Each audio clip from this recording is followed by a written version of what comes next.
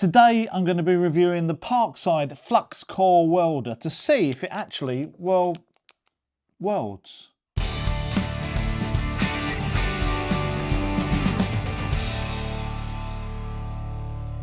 This is the Parkside PIFDS 120/82 inverter flux cored wire welder. And I picked this up from Parkside recently at just a couple of pennies less than £70, would you believe? And it's called flux core because this welder doesn't use a shielding gas. Instead, the shielding gas is in the form of a powder that's in the wire itself and is fed directly into the arc, which for small amounts of welding and us DIYers is really a perfect setup because it means that you don't need bottles of gas. And in the box really comes everything you need to start doing a little bit of welding. It comes with a spool of 0.9mm wire and even a rubbish welding mask, which I suppose you can use in an emergency, and various different tips to fit 0.6, 0.8, 0.9 and 1mm wire. The controls on it are very simple. There's an on-off button at the back and then just a speed control at the front. It even comes with its own really plasticky chipping hammer and wire brush. This is designed to work off your 230 volt main supply and produces a welding current up to 120 amps. So for this size machine and the wire it can take, the recommended thickness of the steel that you can weld is anywhere between 0.8 up to 3mm.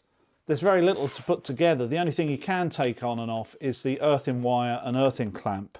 But obviously, like any flux core welder, the first thing you do need to do is fit the wire into the machine and through to the nozzle. And here's a really good tip if you haven't done any welding before. These wire spools are wound up like a blimmin' spring. So whatever you do, always hold on to the wire, because if you don't, you're not going to end up with a spool of wire. You're going to end up with a bird's nest of wire all over the place, which literally you're going to have to throw away and buy another one.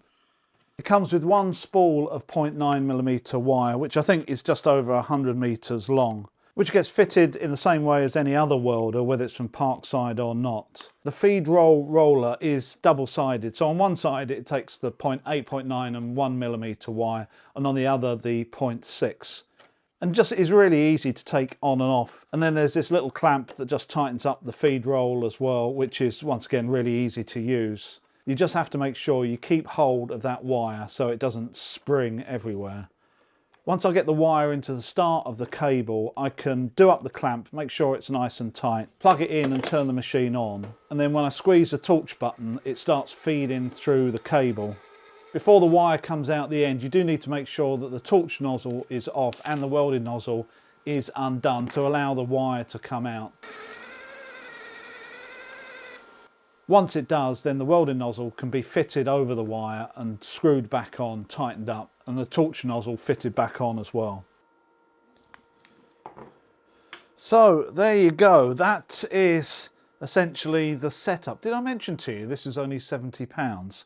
And so far it's looking pretty good. Whether it welds or not is another matter. So I'm going to take this outside to do a bit of welding. I'm not going to do it in here. There's a lot of flammable kit that I've got. It's mainly set up for woodwork rather than metal work, and also any fumes that comes off. I've got no real extractor. So I think if you're doing something like this as an amateur, it's a lot better to do it outside. Just really sort of makes sense. So I'm going to take all of this and get my goggles and my gloves and all that. Let's go and do some welding. I start by welding some simple straight beads on some of this 3 or 4mm plate that I have. What I'm trying to do here is just try to work out what sort of setting I need to be using on this welder and how fast I really want this wire to be coming out. I try it high and I try it low. Some comes out better than others. And then I decide to weld 2 bits of this plate at right angles to each other after just tack welding them at each end.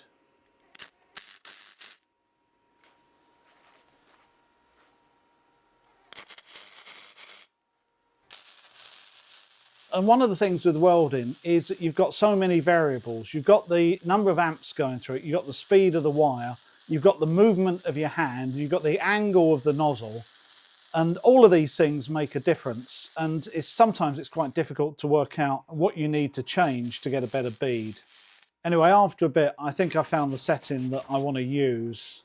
So the little project today is to make a tow-along trolley that I can tow with my ride-on lawnmower out of this garden cart thing, because it's already got 4 wheels and it's got a steering mechanism at the front. But I do need the wheels to be further apart because I want it to be able to take 2.4 metre lengths of material.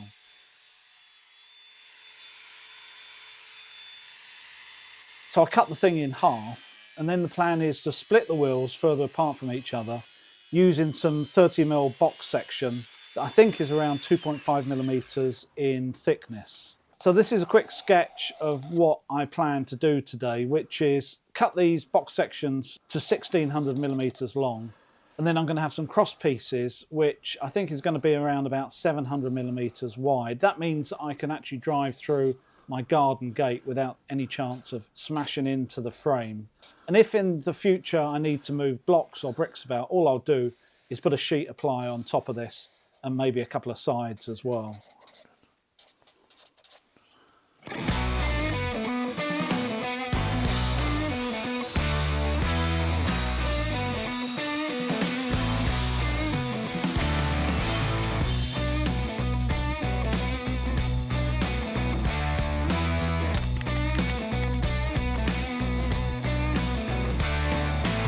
While I'm welding, this machine is incredibly quiet. It doesn't seem to be pulling that much from the house. All the wires, including my extension lead, are nice and cool. And I think something like this is not something you're going to be using every day. If you do use something like this every day, you're going to invest in something a lot more expensive. And probably rather than using flux core wire, you'll probably use gas instead. Initially, I didn't think that the portability and the strap at the top was really needed, but I have to say, I've moved this a dozen times during this project. So I'm glad it's nice and light, and I'm glad I put that strap on, because it just makes it easy to pick up and move around.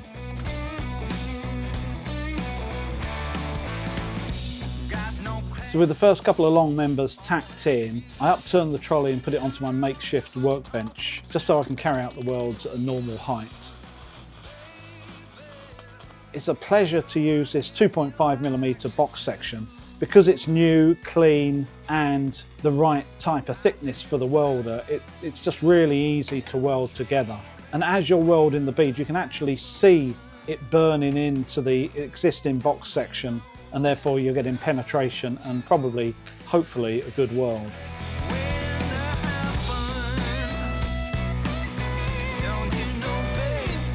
But with the 2 long sections on, I can take it off my workbench, put it the right side up, and then all I need to do is space out these 5 700mm long sections, which I first tack into place and then come back and weld each side. By this time, my confidence has gone up, and because I'm using the new steel, it's just really nice to weld. And this is the result of some of my welds. I must say, I am actually showing you the best ones here.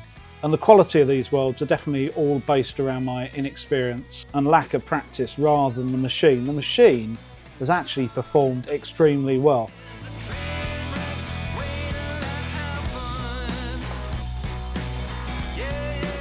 Whoa, well that was a lot of fun, I must say. I haven't actually done any welding for probably over a year now, so that was a good job done. I've been wanting to build that for some time, and that was pretty good. So my final comments on whether the Parkside Flux Core welder actually welds. Absolutely yes. Should you go and buy one? Well, if you're a welder, or if you're doing this sort of thing regularly, then don't go and buy a 70 quid welder. Go and get the £1,000 one with the gas that you can weld some really big, thick beams with and all of that. You'll enjoy all of that. For the rest of us, absolutely yes. If you see this in Parkside, you're interested in welding or even having a go and buy it. What you will find is your own skill will let you down more than the welder. This will be able to do 99.9% of everything that every DIYer or household welder will ever need. So I would recommend actually having a day's course on welding, making sure that you get all the right kit. The one thing in this box that doesn't work is this brush. Just throw it away, go and buy a proper one. And also, I wouldn't bother using this that just makes everything harder. You have to work with one hand. So go and get a proper mask as well. But absolutely, I think it's a great piece of kit.